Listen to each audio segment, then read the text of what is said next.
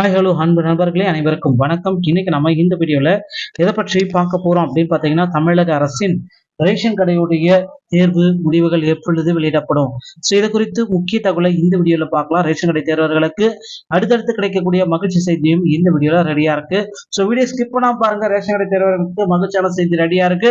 Ration கடையை பொறுத்தவரைக்கும் கடந்த நவம்பர் மற்றும் டிசம்பர் மாதங்கள்ல நேரடியாக நேர்காணல் நடத்தப்பட்டது. நேர்காணல்ல பல்வேறு தரப்பட்ட கேள்விகள் கேட்கப்பட்டு நேர்காணல்கள் முடிவு பெற்ற நிலையில தற்சமயம் பாத்தீங்கன்னா நேர்காணல்கள் உடைய இறுதி கட்டத்துல எல்லாருமே இருக்குங்க. இந்த நேர்காணலுடைய இறுதி கட்டத்துல பாத்தீங்கன்னா இன்னும் சில மாவட்டங்களுக்கு நேர்காணல்கள் நடத்தப்படாமல் இருக்குங்க. நேர்காணல்களுடைய நடத்தப்படாமல் இருக்கிற மாவட்டங்களுக்கு விரைவில் நேர்காணல் முடிக்கப்பட்டு புதிய அறிவிப்புகள் வெளியிடப்படும் அப்படின்றது எதிர்பார்க்கப்படுது.